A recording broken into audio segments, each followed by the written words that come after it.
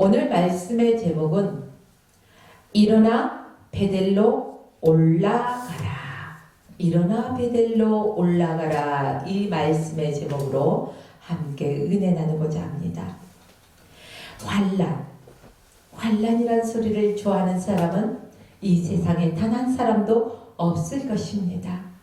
그렇습니다.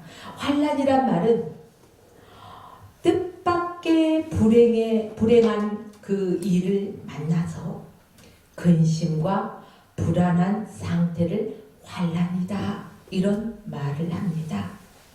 우리가 인생을 살다 보면은 예기치 못하게 이러한 환난을 만날 때가 있다는 것입니다. 그리고 그 환난이란 위기 앞에서 근심하고 넘어질 때도 있다는 것입니다.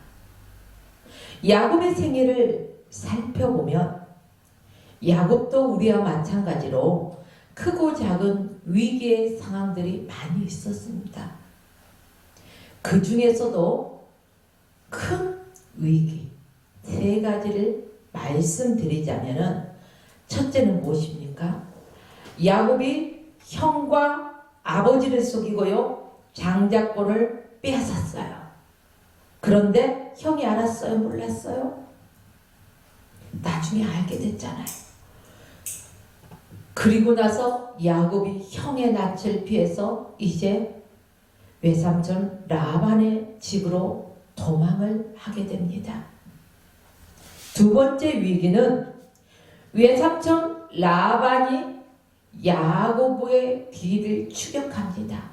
이제 야곱이 외삼촌 라반의 집에서요 열심히 일을 했습니다. 그리고 이제 그것을 떠날 때가 되어서 이제 조용히 떠나오는데 드라빔이 없어졌잖아요. 그래서 그 이후로 드라빔을 핑계로 하여서 이제 야곱을 추격하게 됩니다. 이때 야곱은 또 한 번의 위기에 직면하게 되었습니다. 세 번째는 하나밖에 없는 딸 디나가 강간당하는 사건으로 말미암아 생각지 못한 위기에 직면하게 되었다는 것입니다. 오늘 본문 바로 앞에 34장의 그 사건들이 자세히 기록되어 있는 것을 볼 수가 있습니다. 야곱이 세겜 땅에 머물러 있을 때 그의 사랑하는 딸 디나가 그 지역의 통치자였던 하몰의 아들 세겜에게 강제로 성추행을 당하게 되었던 것입니다. 그 사실을 야곱의 아들들이 이제 다 알게 되었어요. 아니, 자기의 여동생이 강간을 당했다 하니 가만히 있을 형제가 어디 있겠습니까? 그래서요, 이 분노를 다스리지 못한 끝에 복수를 결정합니다. 그런데 복수의 방법이 뭔지 아십니까? 할례. 이스라엘 백성들은 할례를 받지 않습니까? 그 할례를 하게 합니다. 그러면은 내 동생 디나를 주겠다는 것입니다. 자, 그리고 그들이 할례를 하고 고통 속에 있는 그 시각에 찾아가서 모두 다 죽여버립니다. 살인죄를 범했다는 것입니다. 그리고 양과 소와 나귀, 그들의 자녀, 그들의 아내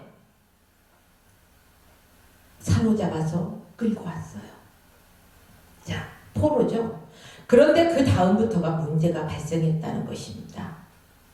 자기 동족들이 야곱에게 당했다는 소식이요, 삽시간에 퍼졌어요. 비밀이 없잖아요. 자, 이 소문이 퍼지자 가나안의 다른 부족들이요 이를 바득바득 갑니다. 아니, 우리 동족들을 쟤들이 살인을 했어. 죽였어. 가만히 있을 수 없었습니다. 그래서 복수를 계획했습니다. 창세기 34장 30절로 보면 야곱이 시몬과 레에게 이르되 너희가 내게 화를 끼쳐 나로 하여금 이 땅 주민 곧 가나안 족속과 브리스 족속에게 악취를 내게 하였도다. 나는 수가 적은즉 그들이 모여 나를 치고 죽이리니 그리하면 나와 내 집이 멸망하리라. 이 34장 30절 말씀을 보니까 야곱의 심리적인 상태가 어떻습니까? 나와 내 집이 멸망당할까? 죽임을 당할까? 두려움에 휩싸여 있는 야곱의 심리 상태를 볼 수가 있습니다. 야곱의 인생 중에서요, 이때가 가장 심각한 위기를 만났을 때였습니다.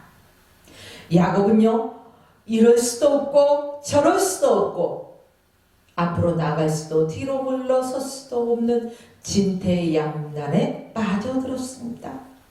사랑하는 딸 디나가 강간당한 수치 때문에 안 그래도 마음이 괴롭고 힘든데 이번에는 아들들이 복수극을 벌여서 살인죄를 저지른 가운데 이제는 가나안 족속들이 이제 보복하고자 계획하고 자기들을 죽일 것을 생각하니까요, 눈앞이 그냥 캄캄해진 거예요.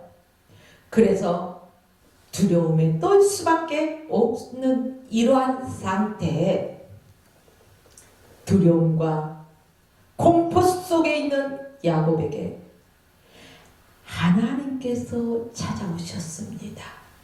여러분, 우리가 인생의 위기를 만났을 때 그 위기 속에서 하나님이 또 찾아와 주십니다.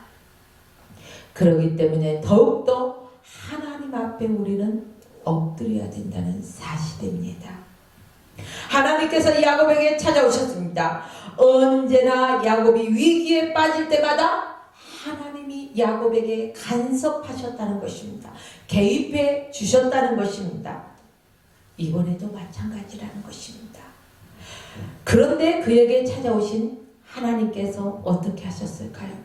우리 사람들은요, 보통 야야 내 말 안 듣더니 잘됐다, 그거 봐라, 그러니까 부모 말 잘 들어야지, 내 그럴 줄 알았어, 이러면서 호통쳤을지도 모릅니다. 그런데요, 성경 말씀을 보니까 하나님께서는 야곱을 책망하거나 호통치는 일을 하지 않으셨습니다.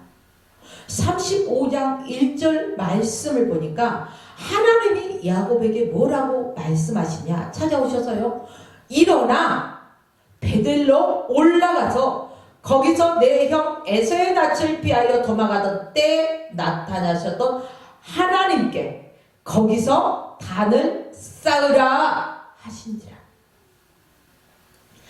자기의 삶에 안주해 있고 하나님 앞에 예배의 삶을 살지 않고 이러한 위기를 만난 사람들, 그러나 하나님은 그들을 책망하지 않으시고 찾아와 주셔서 갈 길을 제시해 주셨다는 것입니다. 베들로 올라가라, 하나님께 거기서 단을 쌓아라, 예배를 회복하라는 것입니다. 일어나라, 올라가라, 단을 쌓으라. 세 개의 동사에는요, 아주 큰 의미가 있습니다. 먼저 일어나라. 일어나라는 말씀은 구체적으로 살펴보면 세겜 땅에서 일어나 떠나라. 이제 더 이상 세겜 땅에 머물러 있지 말아라. 안주해 있지 말아라. 야곱이 품값을 받지 못한 채 외삼촌 라반에게 사기당하고 어려움을 겪고 있을 때 하나님으로부터 이러한 말씀을 들은 적이 있습니다. 일어나 떠나라. 그래서 외삼촌 라반의 집에서 떠날 수 있었던 것입니다. 창세기 31장 3절 말씀 보니까 내 조상의 땅, 내 족속에게 돌아가라. 정확하게 어디로 가야 하는 것인지 하나님께서는 제시해 주셨습니다. 여러분이요, 저와 여러분들은 하나님의 음성을 들을 수 있는 영적인 귀가 항상 열려 있어야 됩니다. 그렇게 하기 위해서는 우리가 영적으로 무감각해서는 안 된다는 말씀입니다. 하나님께서 야곱에게 어디로 돌아가라고 말씀하셨어요? 조금 전에 말씀드렸던 것처럼 내 조상, 내 족속에게로 돌아가라는 것입니다. 그런데 야곱이 하나님의 말씀에 순종하여 외삼촌 라반의 집을 떠나왔습니다. 거기까지는 좋았어요. 그런데 하나님이 말씀하신 목적지까지 가야 하는데 중도에 주저앉았다는 것입니다. 왜 그럴까요? 그 땅이 좋았던 것입니다. 평안했던 것입니다. 화려했던 것입니다. 한마디로 소돔과 고모라 같은 땅이었을 것입니다. 죄악이 무성했던 것입니다. 여러분이요, 야곱이 하나님의 말씀에 내가 순종하고자 하는 그 부분까지만 순종하고 나머지 부분에서는요, 이건 내가 별로 생각해보니까 이건 그렇게 하지 않아도 될 것 같아. 순종하지 않았습니다. 저와 여러분들은 어떻습니까? 하나님께서 말씀하심에도 불구하고 내 생각과 내 감정과 내 지식과 내 경험과 그 모든 것을 계산해보고 맞다 싶으면 그 부분은 순종하고, 에이 이건 아니야 저울질을 해보고 아니다 싶을 때는 불순종하는 것, 이건 순종이 아닙니다. 순종이라는 것은요, 그 일로 인하여 내가 죽음이 내 앞에 온다 할지라도 하나님께서 말씀하시면은 믿고 내 생각과 내 뜻을 내려놓고 나아가고 하나님의 말씀대로 행하는 게 순종이라는 것입니다. 순금이 왜 순금입니까? 거기에는요 0.1%의 불순물도 들어가서는 안 된다는 것입니다. 우리가 하나님 앞에 0.1%의 불순 정도 있어서는 안 된다는 것입니다. 100%의 순종이 하나님 앞에 온전한 순종인 줄 믿으십시오. 여러분, 창세기 33장 1절로 20절 말씀에 쭉 보면은요, 이제 야곱이 밧단 아람에서 이제 평안히 가나안 땅 세겜의 성에 이르렀습니다. 그 성 앞에 장막을 치고 또 밭을 하몰의 아들들에게요 은 100개로 샀습니다. 그리고 거기에 단을 쌓고 그 이름을 뭐라고 했습니까? 엘 엘로헤이 이스라엘이라 하였더라. 성경에 이렇게 기록되어 있습니다. 그 정도의 세겜의 땅에 눌러 앉아버렸다는 것입니다. 하나님은 내 족속, 내 조상의 땅으로 돌아가라고 말씀하셨는데 거기까지 순종하지 못했던 것입니다. 베델은 어떤 것입니까? 베델은요 해발 800m가 넘는 높은 곳입니다. 세겜은 그에 비해서 낮고 풍성한 목초지가 있고 경제적으로 번창한 그러한 곳이었습니다. 창세기 34장 1절 말씀 보니까 그 땅 여자를 보러 나갔어요. 누가? 야곱의 딸 디나가. 야곱의 딸 디나의 마음에 호기심을 불러일으킬 만한 휘황찬란한, 즉 세겜이 그런 땅이었다는 것입니다. 여러분들이 길거리를 가다가 쇼윈도에 불이 그냥 그 조명이 아주 화려하고 정말 멋진 것이 있으면 여러분의 눈이 돌아가요, 안 돌아가요? 저는 돌아가더라고요. 안 보는 척 좋아지더라고요. 아마 세겜 땅이 그렇게 휘황찬란한 곳이기 때문에 그 야곱의 딸 디나가 그곳에 있는 여자들을 구경하러 나갔던 것입니다. 호기심을 불러일으킬 만한 상당한 것들이 있기 때문입니다. 자, 아마도 그 환경 때문에 야곱은 세겜 땅에 정착했을지도 모릅니다. 80리만 더 가면은 베델입니다. 100리만 더 가면 아버지 이삭이 살고 있던 헤브론인데 80리, 100리만 더 가면 돼요. 지금 세겜 땅에서. 그런데 그 거리를 가지 않고 그냥 안주해버렸다는 것입니다. 그곳에서 땅을 샀다는 것입니다. 그리고 장막을 치고 하루 이틀 사는 것도 아니고 10여 년간 살았습니다. 그러나 세겜 땅은 하나님의 사람 야곱이 거할 그러한 땅이 아니었다는 것입니다. 그가 정착하려고 했던 세겜 땅은 유혹의 장소였습니다. 소돔과 고모라와 같은 땅이라고 했습니다. 세겜 땅은 결코 야곱이 머물러서 안 된다는 것입니다.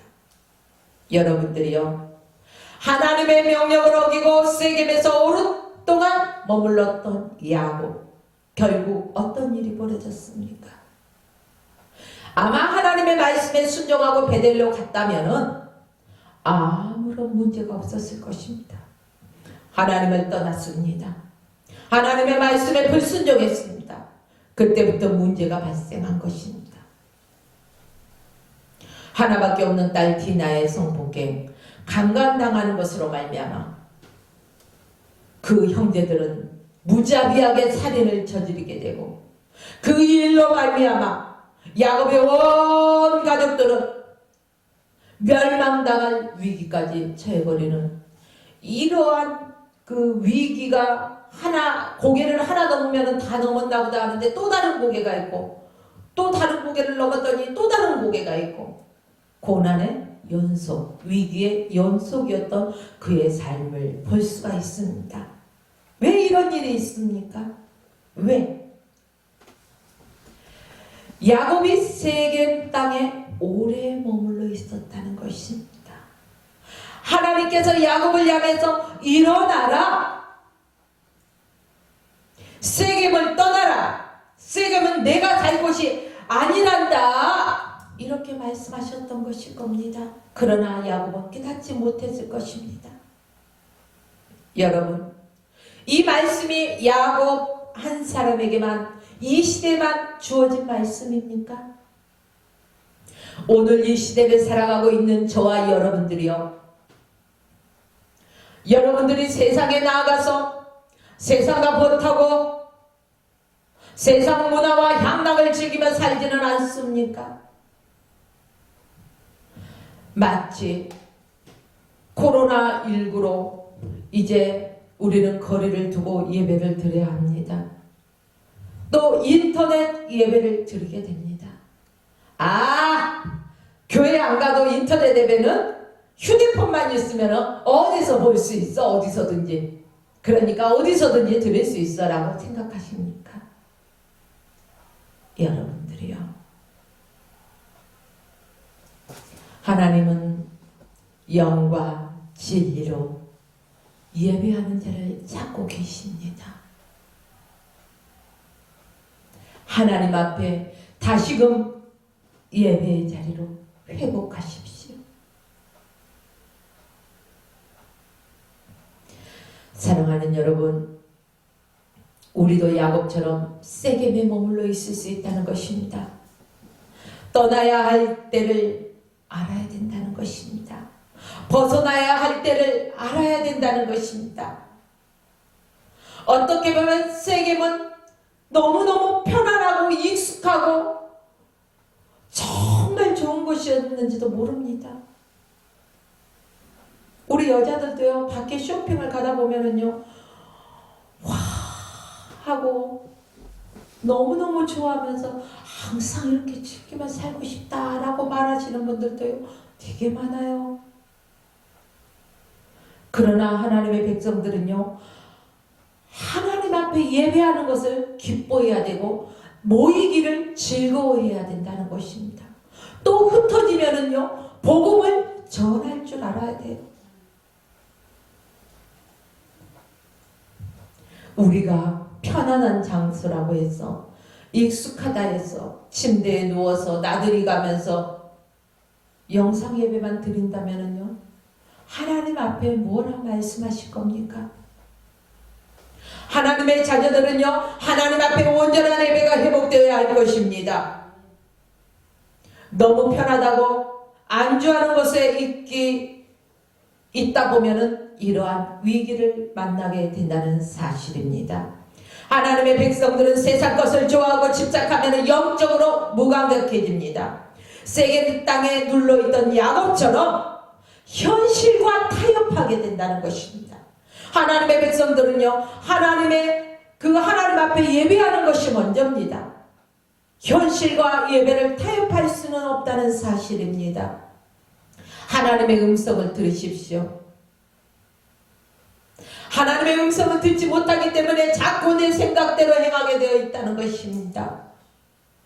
하나님께서는 일어나라, 베들로 올라가라, 이렇게 말씀하십니다.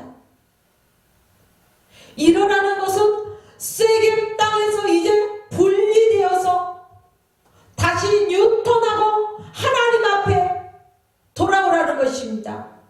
예배의 자리로 회복하라는 말씀입니다. 새롭게 나아갈 방향을 제시해주고 있습니다.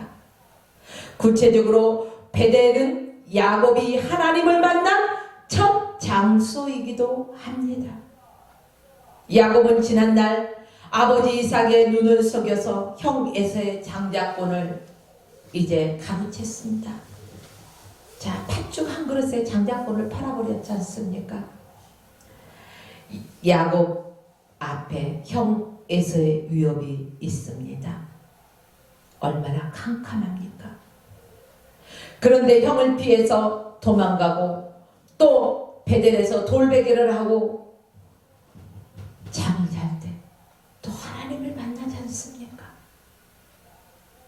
내 꿈속에 나타나신 하나님, 나와 함께 하신 하나님이 뭐라고 말씀하십니까? 창세기 28장 13절로 15절 말씀에 보면은요, 간략하게 제가 말씀드리겠습니다. 내가 너와 함께 있어 내가 어디로 가든지 너를 지키며 너를 이끌어 이 땅으로 돌아오게 할지라. 이 일을 다 내게서 이루어지기까지 너를 떠나지 아니하리라. 사람들은요, 오늘 나 좋은 관계라 해서 내가 하나님 앞에 가는 그날까지 나와 좋은 관계일 수는 정말 어렵습니다. 그러면 좋죠. 그런데요, 어제 적이 오늘 나의 동료가 될 수도 있고 오늘의 동료가 또 변하여 적이 될 수도 있고 이러한 사회 속에서 살아갑니다. 그러나 하나님께서는요, 영원 무궁토록 우리와 함께 하신다는 것입니다. 결코 우리를 떠나지 아니하신다는 말씀입니다.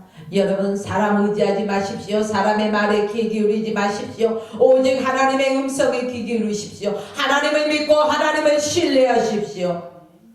여러분이요, 야곱도 하나님께서 자신을 이제 이곳으로 돌아오게 해주시면 야곱이 이제 그 형 에서와 아버지를 피하고 외삼촌 라반의 집에 도망갈 때요, 이제 베델에서 단을 쌓고 하나님, 내가 다시 돌아오게 되면은 소득의 10의 1을 반드시 하나님께 드리겠습니다. 하나님께 단을 쌓겠습니다. 이렇게 약속했어요. 그리고 30여 년 세월이 흘러버렸습니다. 그런데 이 30여 년이란 긴 세월을 살면서 야곱은 하나님 앞에 소원하고 하나님 앞에 그곳에 베델에서 단을 쌓겠다고 약속했던 것을 잃어버렸어요. 여러분, 하나님 앞에 소원한 것을 갚으십시오. 40년이 지난 세월 속에서도 놀랍게도 야곱을 찾아와서 정확하게 말씀하십니다. 일어나라, 베델로 올라가라 말씀하셨던 것입니다. 그런데 야곱은요, 베델로 올라가서 하나님 앞에 단을 쌓기는커녕 음탕하고 방탕하고 죄악에 들썩이는 세겜 땅에서 머물러 있었던 것입니다. 그래서 하나님께서 야곱에게 말씀하십니다. 베델로 올라가라. 베델이 어떤 곳입니까? 첫사랑의 장소였습니다. 하나님의 임재를 경험했던 곳입니다. 다시금 그 하나님의 임재를 경험했던 베델로 올라오라는 것입니다. 하나님께서는 저와 여러분들을 다시금 부르십니다. 예배의 자리로 내가 어디서 떨어졌는지 빨리 돌이키고 회개하고 첫사랑을 회복하라 말씀하십니다. 여러분요, 베델은 내가 주님을 처음 만난 곳입니다. 내가 주님 처음 만난 그 은혜와 사랑으로 눈물을 흘렸던 것입니다. 내 모든 삶을 들여서 헌신하겠다고 고백했던 것입니다. 여러분, 저와 여러분은, 이 방송을 듣고 있는 모든 여러분, 다시금 베델로 올라갑시다. 예배를 회복합시다. 또 하나님께서는요, 베델로 올라간 다음에 뭐하다라고 말씀하셨냐? 단을 쌓으라는 것입니다. 예배를 통해서 다시금 하나님과 관계가 회복되어야 된다는 것입니다. 야곱은 그동안에 예배드렸다고 하지 않았습니다. 성경 어디에도 야곱이 그동안에 예배드렸다는 구절은 한 구절도 없어요. 하나님의 도움 없이 스스로 살아가니까 예배가 필요가 없었습니다. 제단을 쌓았다는 말이 없다는 것입니다. 안주했다는 것입니다. 그러나 하나님께서는 이제는 단을 쌓아라, 예배를 회복하라 이렇게 말씀하십니다. 아브라함을 보십시오. 아브라함은 어땠습니까? 가는 곳마다 단을 쌓고 예배를 드렸습니다. 그 아들 이삭을 모리아산에 번제로 드릴 때도요, 그는 순교자로서 예배의 삶을 살았던 것입니다. 이후에 야곱도요, 철저하게 예배 중심의 삶을 살게 되었습니다. 여러분, 인생의 실패는 예배의 실패에서부터 인생의 실패가 시작된다는 것을 기억하십시오. 그러므로 먼저 모든 공적인 예배를 회복하시기를 주님의 이름으로 축원하며 오늘 말씀을 마칩니다.